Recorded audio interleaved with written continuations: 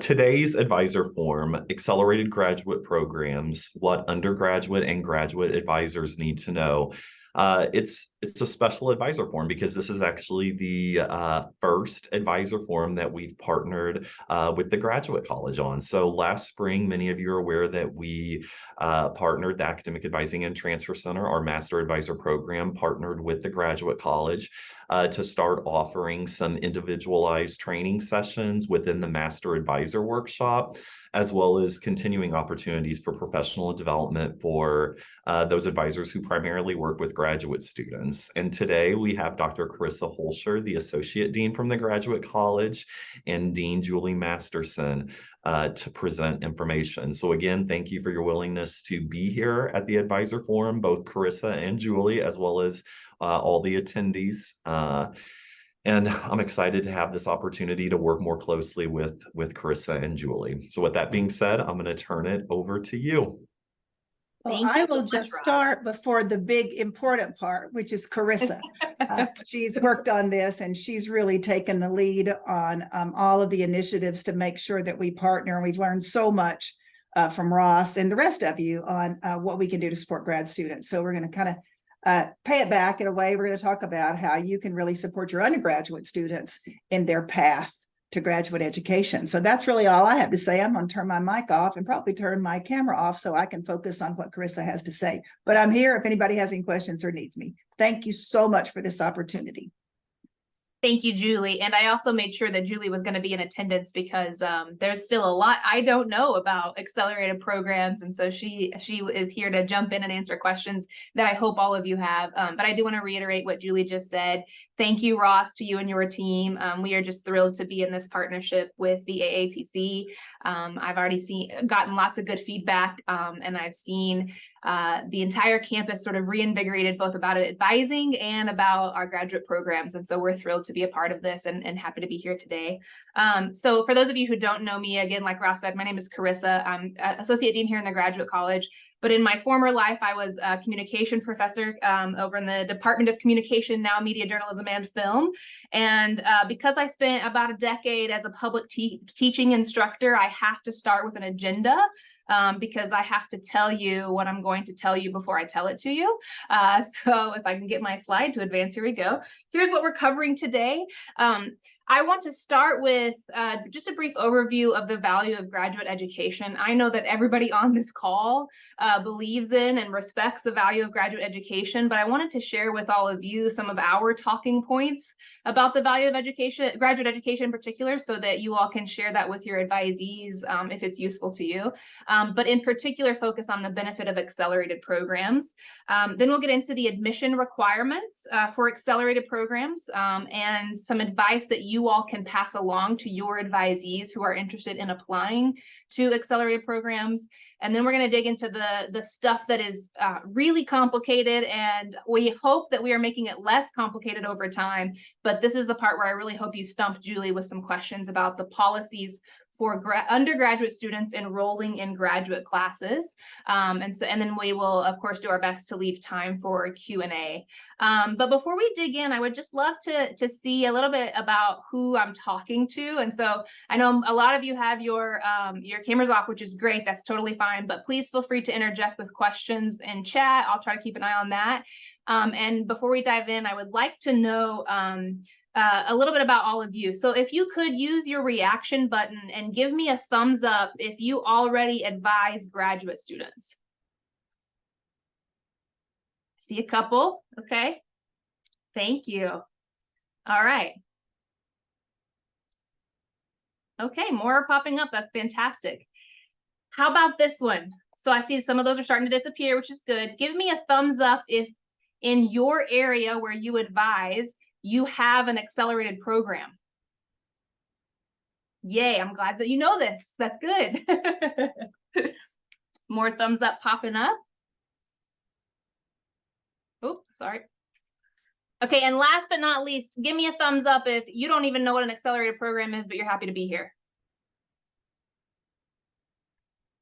That's going to be me. I'm learning as we go. All right, thank you all so much. Like I said, I just kind of like to to get a little glimpse into who I'm talking to. So again, as we move forward, please feel free to ask questions, and I will try to keep an eye on that as we go. So first of all, why should we be talking to our students about graduate education in general? We hope that all of you, even those of you who are only talking with freshmen in your advising situations, we hope that all of you would plant the seed of encouragement about graduate education for a number of reasons, but not the least of which is that it's actually a real value to our undergraduate students. And so I'm going to start with the reason that we hope every graduate student comes to graduate school with in mind, because graduate school will give them a chance to increase their own knowledge and skills. We see a strong advancement in particular research and critical thinking skills, but we also see leadership skills and personal growth. So I have a PhD in communication, but when I talk to students, what I always tell them is that the most refining period of my professional career has been my 2-year master's program. That is the time in my life where I figured out who I am and what I wanted to do. And so my personal growth and leadership skills just were the growth in that 2-year period was tremendous. And I love seeing that in my job now, how many students were able to impact in that short period of time. But if that's not enough to convince people, of course, we also see that increased career options with graduate degrees. We are seeing that the graduate degree is now the minimum education requirement for many fields. The bachelor's degree, unfortunately, is simply not cutting it in a lot of the posted jobs that we see now. 40% of employers have reported raising their educational requirements to requiring a graduate degree in the last 5 years. And we also know that graduate degrees increase the potential for career advancement, both in promotion and leadership. But then lastly, you also see the individual advantages, right? Increased salary. Master's degree holders earn about 20% more money over the course of their career. And graduate degrees tend to lead to more paid benefits, more stable employment, and better health and stronger networks. And so there is real value in graduate education, and we see that this generation of students is taking advantage of that. In fact, roughly 40% of millennials have an undergraduate degree. We know that Gen Z is on track to far surpass this trend. We hope that holds. But still, we only see about 11% of the US population holding an advanced, a graduate degree. And so there is a lot of value to be had out there, and a lot of potential for our students to set themselves apart. So there is great value for the individual in pursuing a graduate education. But when I took on this role here in the Graduate College, Julie shared with me an article in Forbes magazine by our own former president that discussed the public good that comes from graduate education. And so I would recommend that you check this article out if you have some time. But I think it's important that we acknowledge this as well, that graduate education is making our communities better. So we see professional expertise. So we rely on the professional expertise that graduate education provides, particularly in healthcare fields, which is a tremendous industry in our region. We also know that graduate education is what leads to valuable discoveries that make important contributions to our lives. We also see the economic spillover as more people get graduate education. Folks with a graduate degree tend to pay their taxes, need less public assistance, and engage in more innovation in their careers throughout their careers. And then lastly, we see stronger communities. People with graduate degrees engage in more philanthropy, more volunteering, and more civic participation. So not only is a graduate education good for the individual, it's good for the community as well. And Julie and I see story after story of graduate degrees literally changing the lives of families and communities around them. So we hope that you, as you are talking to your undergraduate students, that you will keep some of these things in mind in terms of the value of graduate education. In terms of accelerated graduate programs, many of you already know what these are and are aware of them existing in your area, but the down and dirty definition of an accelerated graduate program. These programs allow current MSU undergraduate students to begin taking graduate coursework as they complete their work for their bachelor's degree. So it's exactly what the name implies, an accelerated path to a graduate degree. Accelerated programs benefit students because it allows students to save time and money, right? They are taking classes that count toward both their graduate and undergraduate program at the same time. It also secures their slot in a graduate program prior to when they would normally if they applied on the regular application path. And then we also see that students in accelerated programs finish at a higher rate and in less time than the rest of our graduate student population. So our traditional graduate student population completes their degree at about a 56% rate, and we see our accelerated students at a 66% rate. And so we are seeing a really strong success in retention and completion with our accelerated programs. We also know, I think this is particularly interesting, students who apply to an accelerated program are actually accepted to their program at a higher rate. Our traditional graduate programs have a 79% acceptance rate, and our accelerated programs have an 89% acceptance rate. So we are seeing that accelerated programs are doing their job. They are attracting the kinds of students that we want to be in those programs, and those students are seeing strong success there. So a little bit more about accelerated programs here at Missouri State. Approximately 50 graduate programs, which is roughly 2/3 of our graduate programs, allow an accelerated path. If you are interested in checking out what those graduate programs are, here is the website for you. So if you go to our future student section and into the accelerated path, that website will list for you all of our accelerated programs and also show you how many credit hours a student can take in those accelerated programs while they are still undergraduate degrees. So what I mean by that is upon admission to an accelerated program, students may take up to 40% of the hours required for their graduate degree, which then applies toward their undergraduate degree via mixed credit, which we'll talk about a little bit more as we move along. I have heard some advisors say that before I move on, I want to make sure that that I get this out as well. So programs set their own limits within the university limit in terms of how many hours they can take at the graduate level as undergraduate students. So if you visit that website, you will see a lot of programs accept 12 hours, some are 6, and so you have to be aware of the program specific limit.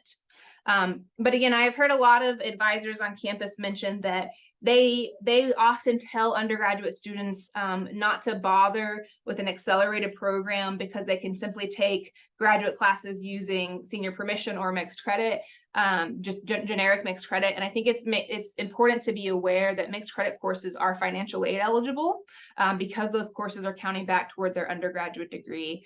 And again, if a student is interested in completing a graduate degree, applying to the accelerated program secures their slot in that program and saves them time and money in the long run. And so we always recommend the accelerated path when that is available to students. So let's talk about admissions requirements for accelerated programs. I know a lot of students get really anxious about applying to graduate school in general, but that is certainly the case if they are applying early. And so I think one of the best things that advisors can do is be aware of what these admissions requirements are, particularly in terms of program specifics, and help their students sort of traverse those murky waters if they're anxious about it. So in terms of the university-wide requirements, what we require is that students have at least 60 hours completed before they apply and at least 1 semester of undergrad remaining. Of course, this is so that they can take advantage of the opportunity to take mixed credit classes. There are also, though, program-specific requirements that advisors need to be aware of, and these are usually things like a certain GPA requirement, maybe a writing sample, letters of recommendation from graduate faculty members, etc. So every accelerated graduate program will have those specific requirements. And then right now, our accelerated students would apply through GradCast, which is our online application portal for all graduate students. And so they would follow the same application path as somebody applying for a traditional program, but they would make sure to check the accelerated option when they are applying to that program. And we do have some specialty CASs, particularly in our clinical programs, and so those students would not use the GradCast path. I'm going to stop here and see, are there any questions about being admitted to an accelerated program that we can perhaps answer right now?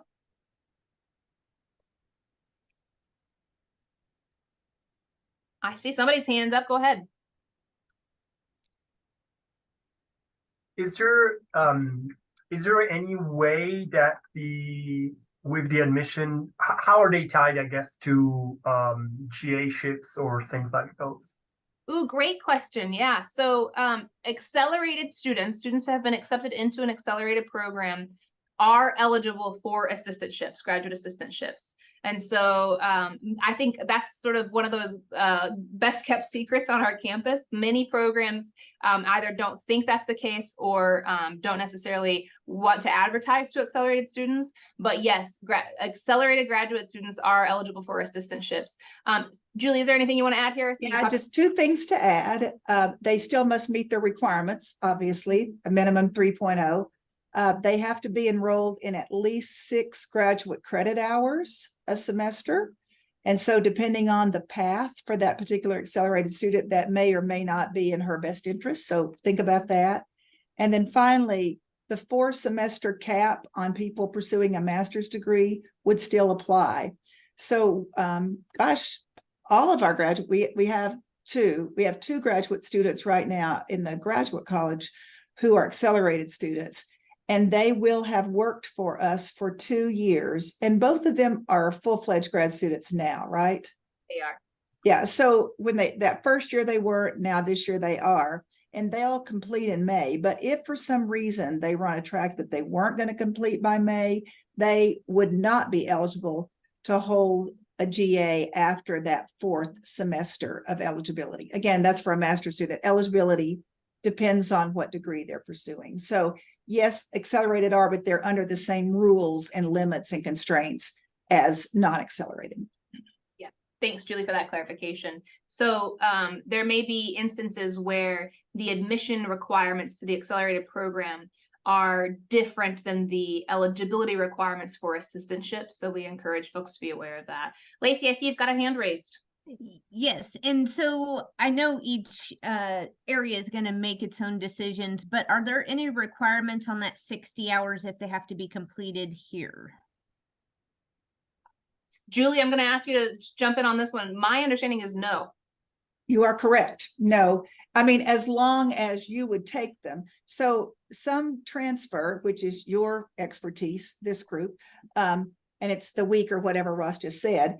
If the transfer experts have determined that those are going to be counted toward an MSU degree, then we consider those just like any other hours that would be counted toward an MSU degree. So they would count toward that 60. That's a great question. Thank you.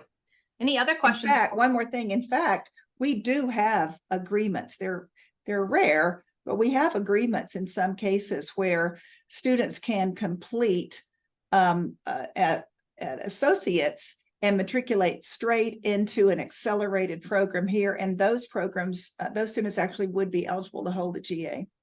Mm-hmm. Great questions all the way around. I love the question about GA eligibility. In my home department, we have a lot of graduate students teaching that basic public speaking course. And so we make sure that that department makes sure that they're aware of the intricacies of placing a TA, a teaching assistant, in the classroom when they're still technically classified as an undergraduate assistant. I mean, an undergraduate student, but there are so many opportunities across campus. And I will also just take this time to plug a really important program that Julie has gotten off the ground in the last couple of years. So we now have the opportunity to provide community funded graduate assistantships. So the university partners with an organization in our community, and that organization pays for the graduate assistant to work for them part-time and also pays for that tuition and fee waiver. And so it's a win-win for the student because they are getting experience out in the community, often doing stuff that is directly related to their graduate program, but it's also beneficial to the organization as well because they're getting access to a graduate student who is interested in doing cool, new, innovative things or research connected to that work. And so accelerated students would be eligible for that as well. So these are the admission requirements. I do have a few. Any other questions before I move on? I want to make sure I'm not cutting anybody off. Hey, Carissa, there's a question in the chat about the community assistantships. Yeah, here comes Julie. She's ready to talk. I started typing, but I'm much better at talking than typing. So what's happening right now is we are meeting with these business partners, and then based on what they need, we are reaching out to specific programs as well as advertising more globally. So there isn't a list because one doesn't exist. Rather, as they come available, whatever reach out and advertising is appropriate for that position. Let me give you an example. This hasn't happened, but let's just say we had someone that absolutely must have a graduate student in accounting. Well, we wouldn't advertise that campus wide because that wouldn't make any sense. So we'd reach directly to accounting for that.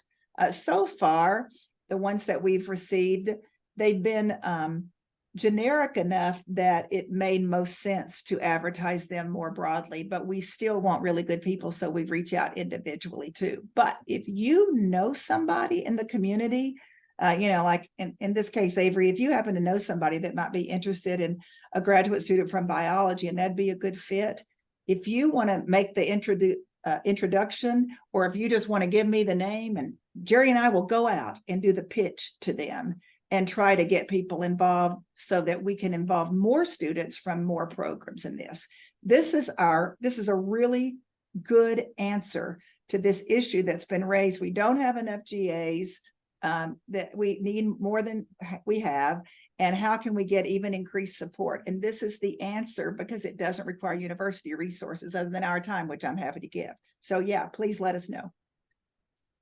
Yeah, it's a fantastic program that I hope we see grow over the next couple of years. All right, so in terms of application advice for advisees, I tried to sort of distill this to just the top, handful of things that I think advisors should know and be able to pass along to their undergraduate students who are interested in applying to accelerated programs. The first one, and this was a little bit obvious, but plan and prepare. When you apply to a graduate program, the game changes a little bit in terms of applying to, in comparison to applying to an undergraduate program. So every program will have specific requirements, and they may have varying deadlines.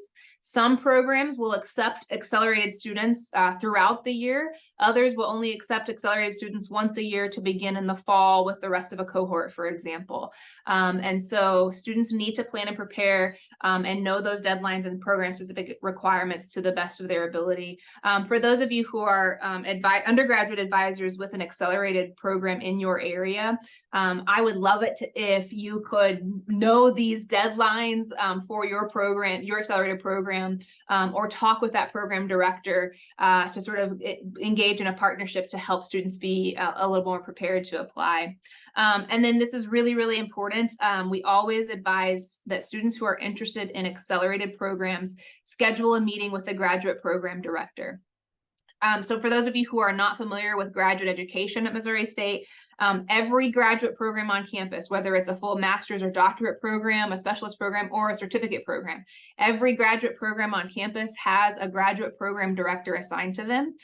These are almost always faculty members, and these are also almost always, GPDs are almost always the academic advisors for their graduate students. And so graduate program directors know the ins and outs of application requirements, specific accelerated application requirements, and deadlines and things like that. So the best resource for any graduate program is always the graduate program director. Most, I would say 99% of our graduate programs are really good at keeping their current graduate program director posted on their website. But if you ever find yourself in need of knowing who a certain graduate program director is for a certain program, reach out to the graduate college. We keep an up-to-date list. And keeping in touch with that graduate program director is really important for students. It's also important for you as undergraduate advisors as well, because the undergraduate advisor needs to be in the loop on accelerated students so that the GPD and the undergraduate advisor can be on the same page about mixed credit.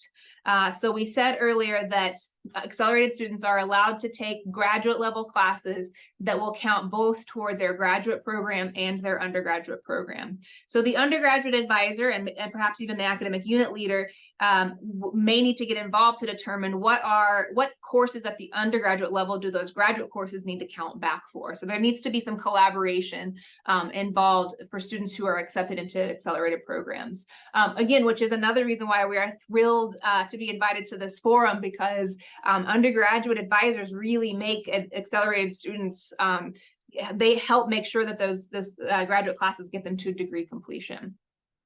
So that's my top 3 tips for advice that your advisees need to know. Happy to answer any other questions about that. But I want to move on to what we'll probably spend the most of our time talking about today, because it is, like I said, somewhat messy and confusing, and we want to clear up some of that today. And we are hopeful that we are engaging in some processes to make this process even clearer as we move forward. But you should be aware, all advisors should be aware, that there is an operating policy for undergraduate students taking graduate credit. So that's OP 3.04-51. If you are one of those policy library nerds, you're welcome to pull that up. But here's the down and dirty of this policy. There are 3 types of mixed credit at Missouri State, or of undergraduate students taking graduate credit. And this is something I did not have my head wrapped around until I worked here in the graduate college. I vaguely knew that senior permission was different than mixed credit, but that's about as far as I got. So I want to take some time to sort of clear this up. There are 2 types of mixed credit, accelerated and general. And for both of these, mixed credit, they are called mixed credit because the graduate level class will count at both levels. It will count back toward their undergraduate level. Accelerated mixed credit is obviously for students who have been accepted into accelerated programs. General mixed credit is for students who would like to take that graduate class but have not been accepted into a graduate program, and still want that class to count back toward their undergraduate degree. Senior permission is not mixed credit because it does not count back for the undergraduate degree. Senior permission is for undergraduates who simply want to try out a graduate class. And so there is an important distinction here. And right now, a student who wants to enroll in any of these 3 types must complete what we refer to as a mixed credit form. And that form requires a variety of layers of approval. Once students are admitted to the program, they must complete that form to enroll in those graduate level classes. And there are some limits to how many they can take. So right now, students are limited to a maximum of 9 graduate credit hours and a maximum of 15 credit hours during a semester. And so this takes some intricate planning sometimes about how many credit hours they're going to be taking at which level, and so on and so forth. I will tell you, this is a policy that is currently under review. I think I have that bullet point. This policy is currently under review and may change for a variety of reasons, not the least of which is that many of you probably know this. Students who tend toward accelerated programs are students who often carry more than 15 hours. And we often here in the graduate college see students surprised by that 15 credit hour maximum. And so we are in the process of reviewing this policy, and we may take it away completely. We're taking it to Dean's team next week to see what they think about it. One other point that I want to make here before I open it up to questions from all of you is senior permission is not financial aid eligible. I think it's important that undergraduate advisors know that. And so we don't often see students using senior permission as an option unless they have maxed out their mixed credit hours, or they want to take a grad class that's not approved for their undergraduate degree. And so we generally think our general rule of thumb is that if a student can take mixed credit, whether it's through their accelerated program or general, that's the preferred path. Julie, what am I missing on the policy for mixed credit?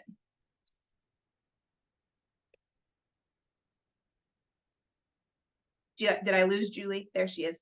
No, I couldn't get my microphone to turn on. So here's the good news. You don't have to really get this in your head, because I've been dean for 9 years and I don't have it in my head. It's very complex. The most important thing for an advisor to be aware of is that mixed credit counts toward the undergrad and senior permission does not. In terms of permissions, unless you're a graduate program director on this call, you're not going to be involved in giving them. So that's good news. If you're a department head or academic unit leader, then you would be involved. But you don't really have to worry so much about that. And as Chris has said, we are trying so hard to get rid of some of these constraints because it's just, it's very difficult for people to follow necessarily. And we kind of believe in our students. If they want to try this, we want to give them a chance. So it's complex. Just understand we know. And those are the two big differences that it's really important for you to know. The other thing that gets confused with this is a parallel course. And this is really important for you to know. A parallel course is totally different from mixed credit, but people get those confused. A parallel course is everybody meets on Tuesday, Thursdays at 9:30 in the same room with the same instructor, same course name. Some students are taking it for undergrad credit.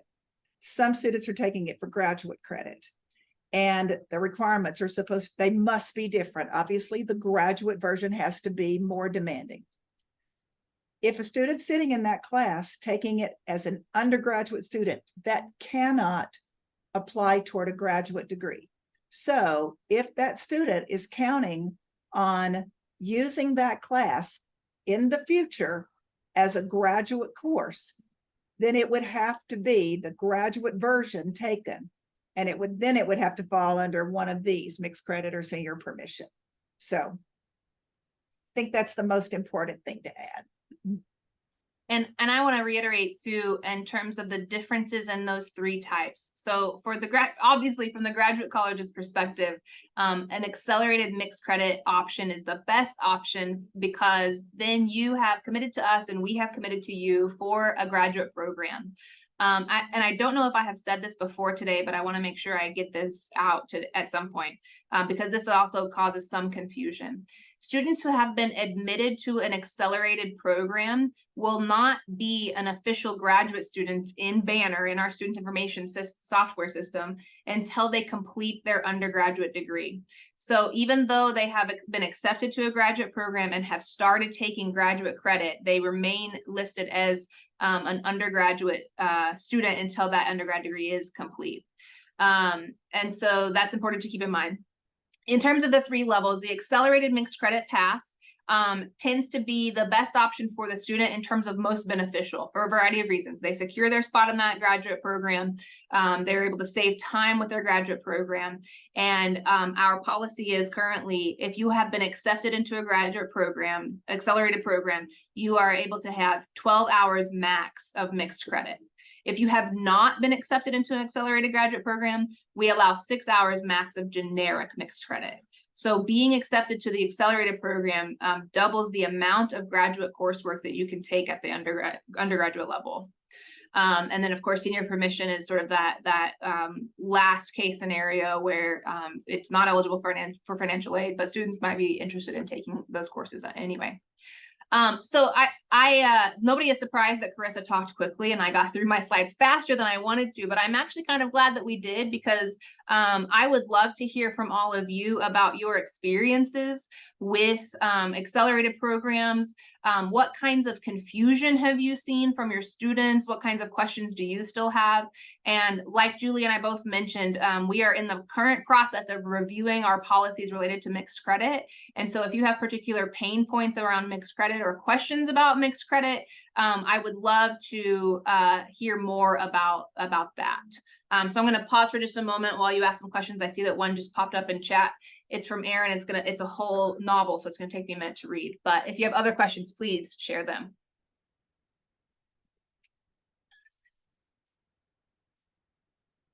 Well, in the meantime, if it's okay, I'll just jump in with Aaron's question. This is why it's so hard, and I blame the form. When it all comes down to it, I'm kind of being serious on this. We use one form, and that's what makes it so incredibly difficult. So Aaron is right.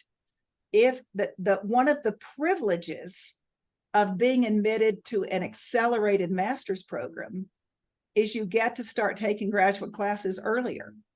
Whereas if you're not admitted, and that's because a graduate program has vetted you and committed to you, you're betrothed. If you haven't been vetted and no one's committed to you, then you have to have proven yourself for one more year. That's kind of the way to think about it. And my staff laughs when people put in permission requests for students who haven't achieved 90 hours yet. And they said, this is why we call it senior permission. And indeed, that is true. That's why we call it senior permission, kind of the same thing for generic mixed credit. So as Chris has said, one of the things we're trying to do is at the very least get 3 different forms so people know what the criteria are for each one of those. So hope that answers Erin. Thank you for bringing that up, Erin. She's right. Yes, very good question. Missy, I see you've got a hand raised. Hello, how are you? Great, how are you? So we are creating an accelerated, so this is exciting. Actually recreating an accelerated. I think we had it, but went away, but now we're coming back. So my question on the limited maximum credits, it says at 9 or 6, so 9 for accelerated, 6 for general. Is that, do you mean that per credit hour, or is that like, that's not a maximum of how many they can take total? Is it? Can you say that again, Missy? So does it mean per semester? Like they can only take 9 or 6 a semester, or in general, they can only take 9 or 6? So right now, those limits mean per semester. Okay. And one thing that has helped me with this is to kind of think about why is it in place, and it's to protect us from ourselves. You know, students are very ambitious, and sometimes they don't, especially if you've never taken a graduate course before. You know, I hear from students, I've always carried 18 hours. Well, carrying 18 hours of undergraduate courses is quite different from carrying 18 hours, 6 of which includes a graduate. So that's part of it. Again, that may or may not last much longer. The 40% obviously is up to the program's required hours. The reason that we did that is we made that somewhat comparable with other caps we have on what hours can count toward a graduate degree. We have no programs that allow 40% at this point, although a 30-hour program that allows 12 hours comes close, and we have a lot of those. So, you know, if you have a 60, we were holding programs that had 60 hours to the same limit, and that didn't make any sense. So how many hours are in your graduate program, Missy? Well, we're recreating it. The accelerated master's option would have 36. So technically, I guess they could take up to 14. Yeah. Is that what I'm reading? So the 12 is per program, but maximum of 40% can be counted up on a graduate degree. Right.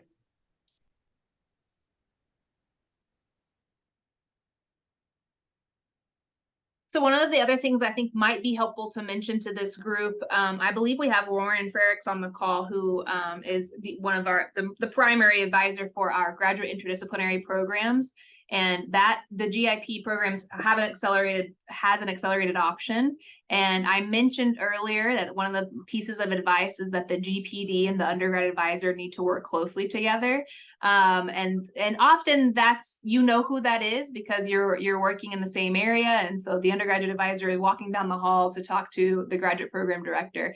But in the case of GIP, this also might be the case for BGS students, Ross. If you're accepted into an accelerated program that's interdisciplinary, for GIP, Warren Frericks is your point of contact as an undergraduate advisor, and we think the world of Warren, and we're very glad that he's on the call as well. What other questions do you have? What other pain points have you experienced with trying to help students get into accelerated programs?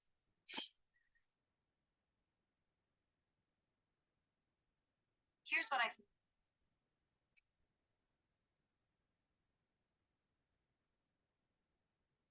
Ross, we may be the only thing standing between them and fall break. So they're keeping their mouth shut.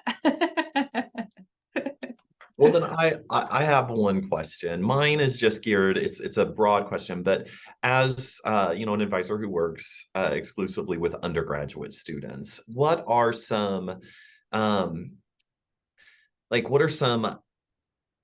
things that we can look for to help identify students who could succeed in a graduate program? Like, how do we start having those conversations early, I guess, without giving false hope, or just what are some characteristics of quality graduate students?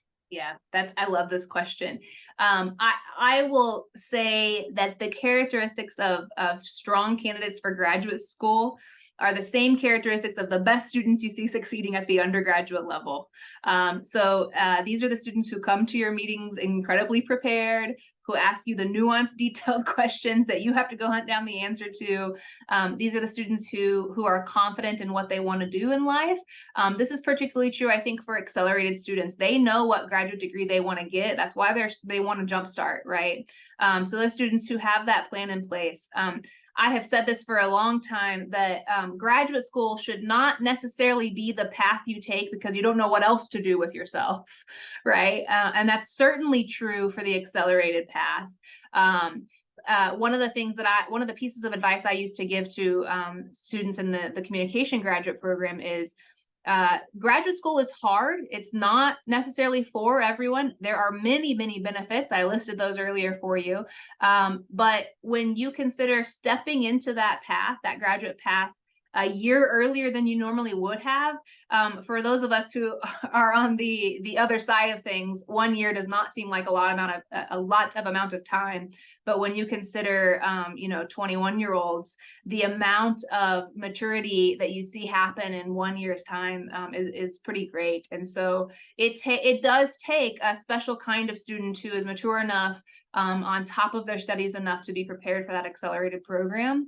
But that being said, every year students surprise the heck out of us. Every year we see students where we're like, oh, really, you?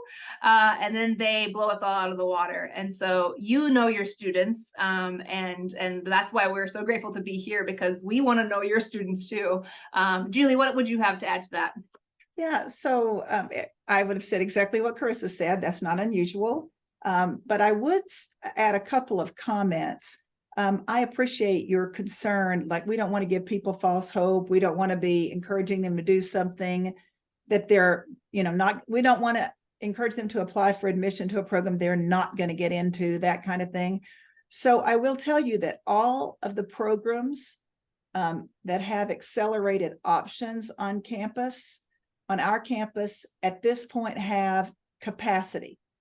So that means that, I'm just going to use my own program for an example. Speech language pathology has a limited capacity because of accreditation and licensure requirements. And so they have to deny a lot of really strong qualified students, and it's horrible. So they don't have an accelerated path right now. Which is kind of nice in some ways, because that way and besides, their programs are lockstep. So there's not a program like that we would encourage, and then we know they're only going to take 1 out of every 4 applicants. So that's one thing. Now, having said that, there are some programs, and Chris and I are slowly but surely, and before Carissa, Algerian and I, and before Algerian, Tom Tomasi and I, we have always been encouraging programs, all graduate programs, to capitalize and celebrate their accelerated path, to not limit it to only 1 or 2 or 3 very special people or something like that. And we've been successful at some of those, but not so at others. So if you have a student that is really dead set on a particular program and you have any, concerns, reach out to Carissa or me and just say, I have this incredible student who's interested in so-and-so. Any concern about, advising them to go for X? And we could tell you, like our programs, Avery, you were on a while ago, so jump in if I'm wrong, but our programs in CNAS, our programs in Cobb, they are our big accelerated users, and they love accelerated students. And if they get a very qualified accelerated applicant, a qualified accelerated applicant, they're going to say yes. So you don't have to worry so much about that, I think. But I appreciate that. That's sensitive. Second thing I would say is, I would have said exactly what Carissa said. You're bright students, but then, because they probably know, but there are a lot of students who come from maybe first-gen backgrounds, and graduate school would have never even been on their radar. And, you know, they're it's exciting to them to be going to college. They may be the first and just doing well in college. Well, now I've reached my goal. And until someone says to them, well, what about grad school? They're like, what? Why? Me? And so the earlier we can start with these diamonds in the rough, if you will, I think the better. You know, my family, I'm a first-gen student, and my sister, you know, like in our family, there was no question, of course you're going to college. But then my sister like broke everybody's world and started grad school. And I'm like, what? Well, by the time it came along with me, it was like, which grad school are you going to? And but I'm in kindergarten. It didn't matter because that was the expectation. But my family didn't start that way. So you might be the very person that changes somebody's life to make him think, wow, I could get a graduate degree. Wouldn't that be awesome? Julie, I don't even know if I've shared this with you, but I'm a first-gen student, and it was my undergraduate advisor. I came to an advising appointment with like the next 3 years planned out, and I was nerding out about my classes, and he said, you're going to grad school, right? So he was the first person to say it to me too. Any other questions or thoughts? So I have one more. And when we are meeting with students who have an interest in a graduate program, regardless of whether it's accelerated or not, would we ever refer those students to your office, or is it best to refer those students that just want to learn more about the program to the graduate program directors? Yeah, so we do our best to know a little bit about everything, but we've got a lot of graduate programs. And so we will always absolutely talk with a prospective student. We've got promotional materials on accelerated programs, on assistantship opportunities. Our office will never, ever turn somebody away. That being said, if they know what area they are most interested in, the graduate program director is the best source of information, always. And so if you know the GPD or they know the GPD, that's a great contact. If they are simply interested in grad school and want to talk to somebody about all of the options at Missouri State, please send them to our office. Those are the conversations Julie and I love having. Usually we fight over who gets to talk to them. So send them to our office and let Julie and I battle it out. And does your list or does your website identify the graduate program directors? Like, is there a place where we can go to view them to refer a student?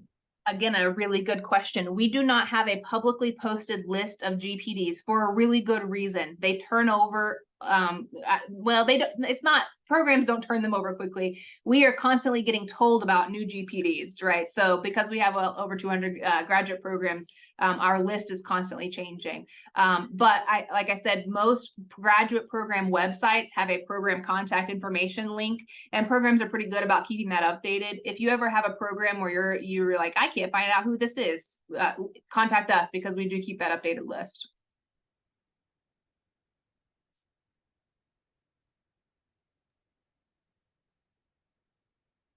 Okay.